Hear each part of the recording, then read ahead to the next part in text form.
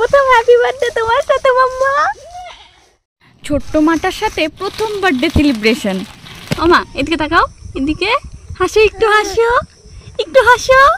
অপেক্ষা করা সত্ত্বেও মনের ইচ্ছাটা অপূর্ণই থেকে গেল, সেটা আর পূর্ণ করতে পারলাম না। একটা স্পেশাল বার্থডে ব্লগ তোমাদের সাথে এই ভিডিওতে শেয়ার করেছি, ভিডিওটা অবশ্যই এন্ড পর্যন্ত দেখো। হ্যাপি বার্থডে বললা না আমাকে, হ্যাপি বার্থডে বলবা না? তোমার সাথে প্রথম আমার হ্যাপি বার্থডে। তাকাও না ওমা, মামা আমা তাকাও তাকাও তাকাও তাকাও তাকাও তাকাও, প্রথম হ্যাপি বার্থডে তোমার সাথে মাম্মা। কি আছে ছাগল? ওটা ছাগল মাম্মা।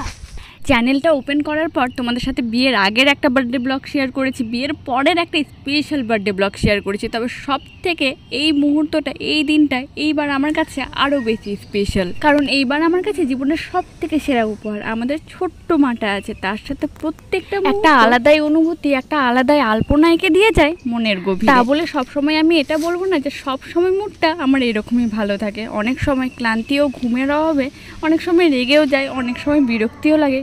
তবুও কখনো কখনো ভাবি যে এই সময়টা যখন পার হয়ে যাবে, ও যখন আমাদের মতো বড় হয়ে যাবে বা বুঝতে শিখবে, তখন এই মুহূর্তগুলোকে, এই সময়টাকে হয়তো তখন মিস করব। সেই ছোটোবেলা থেকেই প্রতি বছর আমি এই দিনটাতে স্নান করে পুজো সম্পূর্ণ করেই দিনটা শুরু করি। এবছরও সেটাই করলাম। তবে সব কিছু ভালোর মধ্যে এবার মনটা একটু খারাপ আছে। এর আগের ব্লগে বা মিনি ব্লগে তোমাদেরকে বলেছিলাম যে মায়ের শরীরটা খুব একটা ভালো, বেশ কয়েকদিন হলো অতিরিক্ত কোমর ব্যথা শুরু হয়েছিল, তাই মায়ের মনটা আজকে সকাল থেকে খুব খারাপ। কথায় কথায় কেঁদেই ফেলছে যে আজকের দিনটা ভেবেছিলাম কত কিছু আয়োজন করব, কত কিছু খাওয়ার দাওয়ার করব, কিন্তু কিছুই করতে পারছি না। মামা তাকাও, মামা এদিকে তাকাও, এদিকে হাসো, একটু হাসো, একটু হাসো, একটু হাসো, আর একটু। ওলে বাবালে, ওলে বাবালে, কি সুন্দর মালে। আমা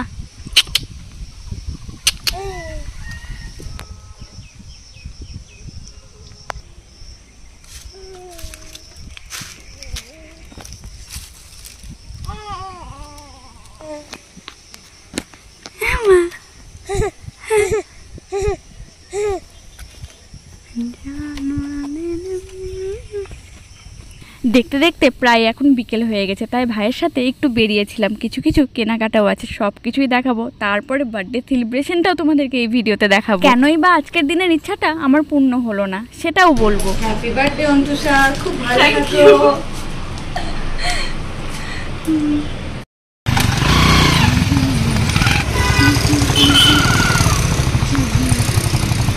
মোটামুটি সব কিছুই কেনাকাটা হয়ে গেছে। ছোট্ট মাম্মাটার জন্য একটা ছোট্ট গিফট নিলাম। ওর জন্য আজকের দিনটা তো স্পেশাল, বলো?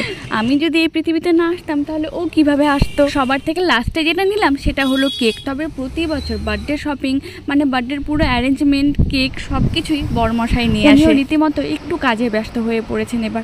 আর দুপুরের সমস্ত কিছু খাওয়া দাওয়ার আয়োজন তো মা করতো, কিন্তু মায়ের শরীরটাও খারাপ, তাতে আমার একটুও খারাপ লাগা ছিল না সেই দিনটাতে। আমার দুই পরিবার আমার পাশে তো আছে, সকলের ভালোবাসা, আশীর্বাদটাই আমার কাছে সব থেকে বেশি দামি। এই দেখো আমার কতগুলো বার্থডে গিফট। তবে এই হ্যান্ড পার্সটা আমার নিজেরই খুব পছন্দ হয়েছে। রিসেন্টলি রায়গঞ্জে যে পি লেদার্স ওপেনিং হয়েছে সেখান থেকে নেওয়া। ভি নেকের এই 3 পিসটা আর এর আগে যেটা দেখালাম 2 পিসটা, এই দুটো আমাদের নিজস্ব দোকান থেকে নেওয়া। কেমন হয়েছে সেটা তোমরাই একটু কমেন্টে বলো। আর ভিডিওটা শেষ হতে হতে মানে শেষ হওয়ার আগে বার্থডে উইশটা অবশ্যই করে দিও। আমি নিজেও এবার সারপ্রাইজ হয়ে গেছি। মানে বড়মশাই আজকের দিনটাতে একটু কাজের সূত্রে বাইরে গিয়েছিল, তারপরেও যে এতগুলো গিফট কালেক্ট করবে আমার জন্য সেটা আমি নিজেও ভাবতে পারিনি। রাত্রের খাবারের আয়োজন সেটাও একটু স্পেশাল হবে মনে হচ্ছে, সেটা আমি এখনো পর্যন্ত নিজেও জানি না। সেটা আনতে গেছে আমাদের ছোট্ট মামাটার জন্য অনেক অপেক্ষা করলাম। মোটামুটি রাত 9টা 9:30 বাজে, অনেক রাত হয়ে গেছে। এবার তো কেকটা কাটিং করতেই হবে। বিকালবেলা সেই যে 6টা নাগাদ ঘুমিয়েছে,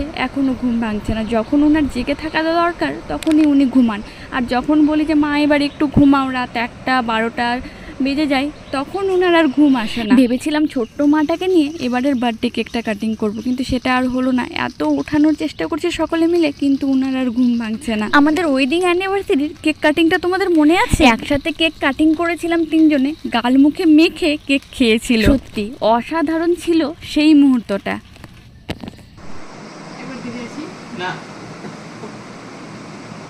হ্যাপি বার্থডে টু ইউ।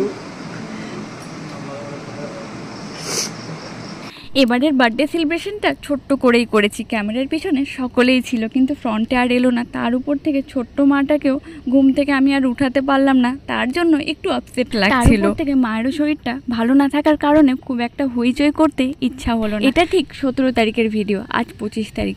এতদিন হয়ে গেল তবুও এখনো পর্যন্ত খুব একটা আরাম হয়নি। ছোট্ট করে কেক কাটিংটা করার পর চলো এবার তাহলে খাওয়া দাওয়াটা সেরে নিই। আর আজকের স্পেশাল ডিনার মেনু 3টা বার্থডে ব্লগ তোমাদের সাথে শেয়ার করেছি, কোনটা সব থেকে বেশি ভালো লেগেছে অবশ্যই সেটা কমেন্টে বলো। আর ভিডিওটা শেষ হওয়ার আগে বার্থডে উইশটা অবশ্যই করে দিও, সেটার অপেক্ষা। চ্যানেলে নতুন হলে চ্যানেলটাকে সাবস্ক্রাইব করো, ফেসবুক পেজ থেকে ভিডিওটা দেখে থাকলে পেজটাকে ফলো করে নিও।